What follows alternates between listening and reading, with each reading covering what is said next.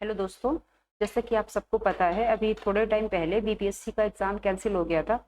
तो वो दोबारा होना अभी प्रस्तावित है। एग्जाम की डेट उसकी आने वाली है। तो उसके लिए हमने ये रिवीजन क्लासेस की सीरीज स्टार्ट करी है। आज हम वैदिक काल से संबंधित जितने भी इंपॉर्टेंट क्वेश्चंस हैं, अति महत्वपूर्ण प्रश्न जो अभी तक के एग्जाम से पूछे गए हैं, फिर आगे भी पूछे जा सकते हैं, वो सारे यहाँ पे डिस्कस कर रहे हैं हम। ठीक है, तो बिना टाइम वेस्ट किए चलिए शुरू करते हैं आज की क्लास। पहला क्वेश्चन। तो ये क्लास थोड़ा सा तेज चलेगी क्योंकि हम मान के चल रहे हैं कि आपको पहले से चीजें पता हैं। ठीक है, तो थोड़ा सा तेज चलेगी। अगर किसी को दिक्कत होती है तो वो 2-3 बार देख लेगा तो उसको क्लियर हो जाएगा। तो सबसे पुराना वेद कौन सा है?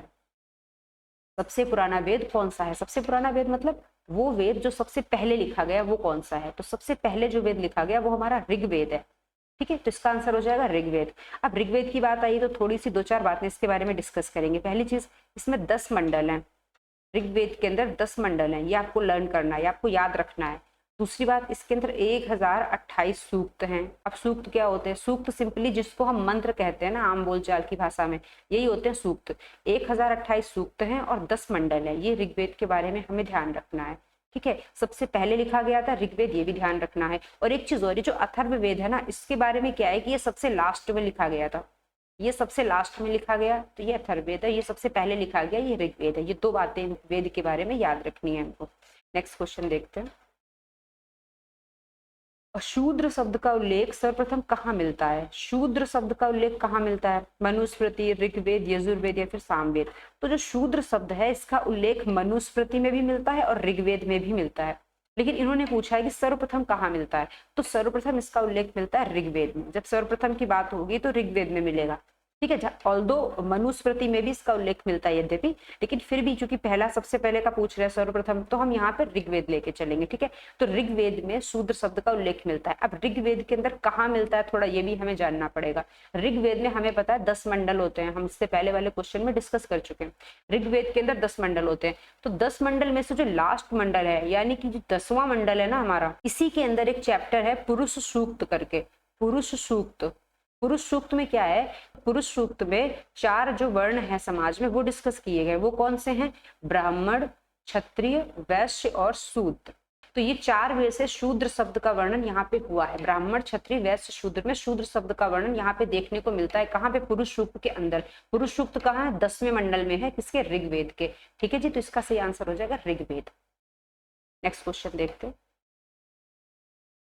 4 वेदों में से किस वेद में जादुई माया और वशीकरण का वर्णन मिलता है? जादुई माया और वशीकरण। ठीक है, कि जादू टोने से संबंधित वेद कौन सा है? ये पूछा हुआ क्वेश्चन है। जादू टोने से संबंधित वेद कौन सा है? जादुई माया या वशीकरण से संबंधित वेद कौन सा है? तो इसका आंसर होगा अथर्ववेद। ठीक है, अथर्ववेद के बारे में हमें पता है कि सबसे बाद में लिखा गया, सबसे बाद में लिखा गया है, पहली चीज। दूसरी चीज जो हमें याद रखनी है वो ये कि ये जो अथर्ववेद है ये हमारा वेद त्रयी में शामिल नहीं है। ऐसा क्वेश्चन आएगा कि इसमें से कौन सा वेद है वेद त्रयी में शामिल नहीं है, तो उसका आंसर होगा अथर्ववेद। क्योंकि हमारा जो अथर्ववेद है ये वेद त्रयी में शामिल नहीं है।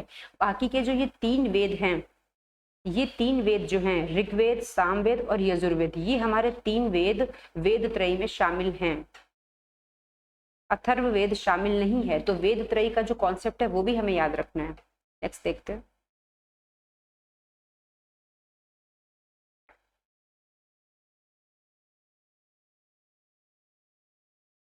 निम्नलिखित में से कौन सा ब्राह्मण ग्रंथ ऋग्वेद से संबंधित है? कौन सा ब्राह्मण ग्रंथ है जो हमारा ऋग्वेद से संबंधित है? तो पहले तो हम ये जान लें कि ये ब्राह्मण ग्रंथ होते क्या हैं। ब्राह्मण ग्रंथ होते क्या है? तो जो वेद हैं वो हमारे बहुत ज्यादा कठिन भाषा में लिखे हुए, मंत्र वगैरह उनमें लिखे हुए, तो हर कोई समझ नहीं सकता।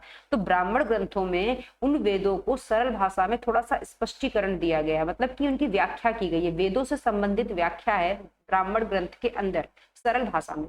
ये आप समझ लो। हमें पता है कि हमारे पास 4 वेद हैं। ठीक है, इसमें से जो हमारा ऋग्वेद है इसके 2 ब्राह्मण ग्रंथ है। ऋग्वेद के कितने ब्राह्मण ग्रंथ है? 2। तो इसके 2 ब्राह्मण ग्रंथ है, वो कौन से हैं? एक तो होगा कौस्तिकी।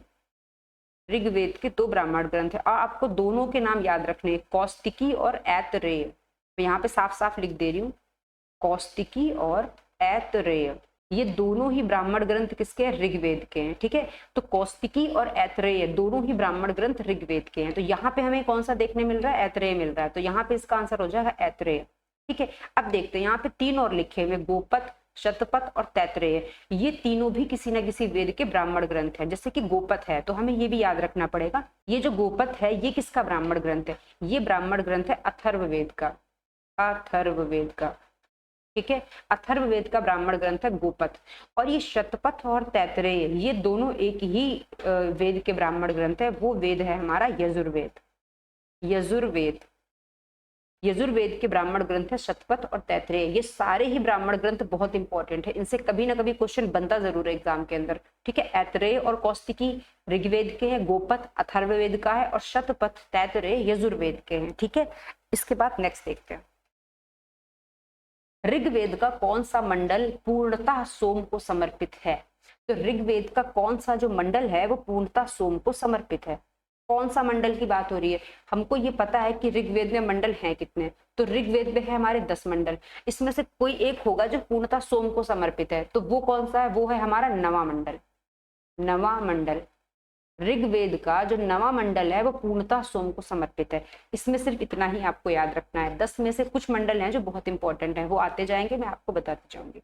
नेक्स्ट देख लेते हैं, उपनिषद किस विषय पर लिखे गए हैं?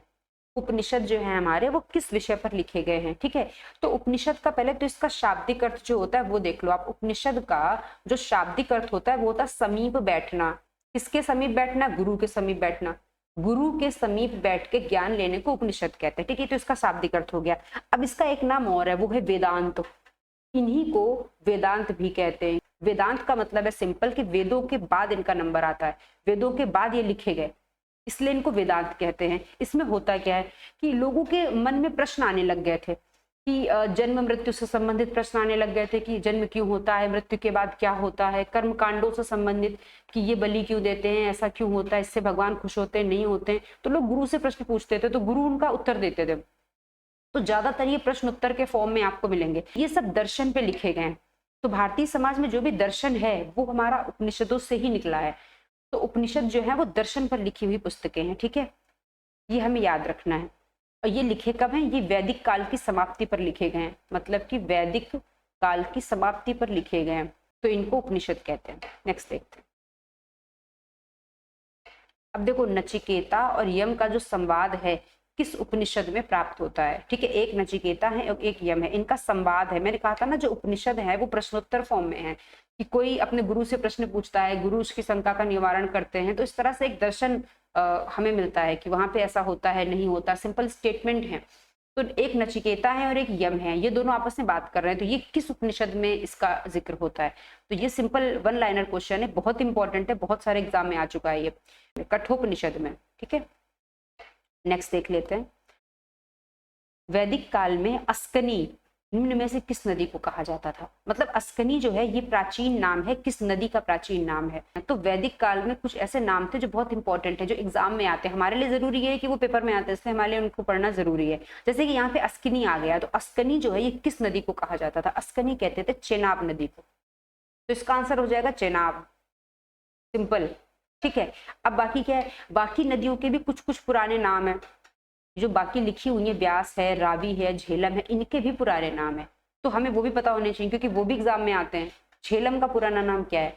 झेलम को पुराने समय में कहते थे वितस्ता, मतलब वैदिक कालीन जो साहित्य मिला है उसमें झेलम को झेलम नहीं बल्कि वितस्ता कहते थे। तो इसका प्राचीन नाम वितस्ता हो गया। रावी का क्या था? रावी का प्राचीन नाम था पौरुषणी, पौरुषणी, पौरुषणी हो गया। और ये व्यास का क्या था? विपाशा, विपाशा, ये व्यास का था, ठीक है। तो ये 4 नदियों के तो एटलीस्ट हमें प्राचीन नाम याद होने ही चाहिए और ये इंपॉर्टेंट भी है। नेक्स्ट देख लेते हैं, प्राचीन काल में आर्यों के जीविकोपार्जन का मुख्य उद्देश्य था, उद्देश्य नहीं मुख्य स्रोत था। प्राचीन काल में आर्यों के जीविकोपार्जन का मुख्य स्रोत था, कहाँ से मेनली उनकी जीविका चलती थी? तो हमें पता है आर्य लोग क्या करते थे, मेनली कृषि करते थे और पशुपालन करते थे। मेनली करते थे पशुपालन, ठीक है, गाय वगैरह अच्छी संख्या में पालते थे। तो कृषि और पशुपालन करते थे हमारे आर्य, ठीक है। तो यहाँ पे आंसर हो जाएगा कृषि। नेक्स्ट देखते हैं, ऋग्वेद में सर्वाधिक सूक्त किसे समर्पित हैं? सर्वाधिक सूक्त, तो सूक्त तो हमें पता है, मंत्र जो है उन्हीं को सूक्त कहा गया। कितने सूक्त हैं? 1028 सूक्त हैं। तो 1028 में से ये पूछ रहे हैं कि सर्वाधिक सूक्त किसे समर्पित है। मतलब ये जो 1028 सूक्त हैं ये किसी न किसी देवताओं को समर्पित होंगे, किसी न किसी देवता को समर्पित होंगे। सबसे ज्यादा जो है वो किसे समर्पित है, वो ये पूछ रहे हैं। तो इसमें से सबसे ज्यादा सूक्त जो है कि जो 250 सूक्त है सबसे ज्यादा, वो समर्पित है इंद्र को, ये पूछना चाह रहे हैं। 250 सूक्त जो है वो इंद्र को समर्पित हैं। तो सबसे ज्यादा जिसका जिसका नाम आया है, इनका एक और नाम है, इंद्र का एक और नाम है, वो है पुरंदर। ठीक है, इनका नाम पुरंदर है। दूसरा, इन्हें कहते थे युद्ध का देवता, इंद्र को कहते थे युद्ध का देवता, इंद्र को युद्ध का देवता कहते थे। अब देखते, अब पहले क्या होता था कि ये इंद्र वाला क्वेश्चन बहुत पूछा जाता था कि सबसे ज्यादा बार कौन से भगवान का नाम आया, या फिर सबसे ज्यादा सूक्त किस भगवान को समर्पित है, तो उसका आंसर इंद्र हो जाता था। लेकिन अब क्या हो गया ना, वो सेकंड लास्ट पूछने लगे हैं। सबसे ज्यादा पूछेंगे सबसे ज्यादा सूक्त किसे समर्पित है, और उसके बाद उसमें इंद्र ऑप्शन में ही नहीं होगा। तो हमें सेकंड लास्ट जो है वो याद रखना है। उसके बाद नंबर आता है अग्नि का। इनको 200 सूक्त समर्पित है। इनको कितने सूक्त समर्पित है? 200। इनको 250, इनको 200। ठीक है, तो इंद्र जो है उनको सर्वाधिक सूक्त समर्पित है, वो है 250 सूक्त, 250 सूक्त। और इंद्र से कम जिनको समर्पित है वो है अग्नि, उनको समर्पित है 200 सूक्त। ठीक है, नेक्स्ट देखते हैं। गायत्री मंत्र किस पुस्तक में मिलता है? गायत्री मंत्र जो है वो किस पुस्तक में मिलता है? उपनिषद, भगवद गीता, ऋग्वेद या फिर यजुर्वेद। ठीक है, तो इसका सही आंसर होगा ऋग्वेद। गायत्री मंत्र जो है वो ऋग्वेद में मिलता है। अब ऋग्वेद में कहाँ मिलता है? हमको पता है इसमें 10 मंडल है। ऋग्वेद मिलता है तीसरे मंडल में, जो तीसरा मंडल है उसमें मिलता है गायत्री मंत्र। ठीक है, अब गायत्री मंत्र समर्पित किसको है? तो सूर्य देवता को समर्पित है, ये तो हम सबको पता है। इसके रचनाकार कौन थे? लिखा किसने है गायत्री मंत्र? तो गायत्री मंत्र के रचनाकार हैं विश्वामित्र। इतनी बातें हमें पता होनी चाहिए गायत्री मंत्र से रिलेटेड। सूर्य को समर्पित है, विश्वामित्र इसके रचयिता हैं, और ऋग्वेद के तीसरे मंडल से ये मिलता है। नेक्स्ट देखते हैं। सत्यमेव जयते शब्द कहाँ से लिया गया है और ये कहाँ पे है? ये भारत का जो राज चिन्ह है, हमारे देश का जो राज चिन्ह है, उसमें लिखा हुआ है सत्यमेव जयते। लिया कहाँ से गया है? तो ये मनुस्मृति, भगवद गीता, ऋग्वेद या फिर मुंडक उपनिषद। तो ये सिंपली वन लाइनर क्वेश्चन है कि मुंडक उपनिषद से लिया गया है। कौन? सत्यमेव जयते। इसमें आपको सिर्फ इतना ही याद रखना है। सत्यमेव जयते कहाँ से लिया गया? मुंडक उपनिषद से लिया गया। ये कहाँ पे अंकित है? ये भारत के राज चिन्ह में अंकित है। नेक्स्ट देखते हैं।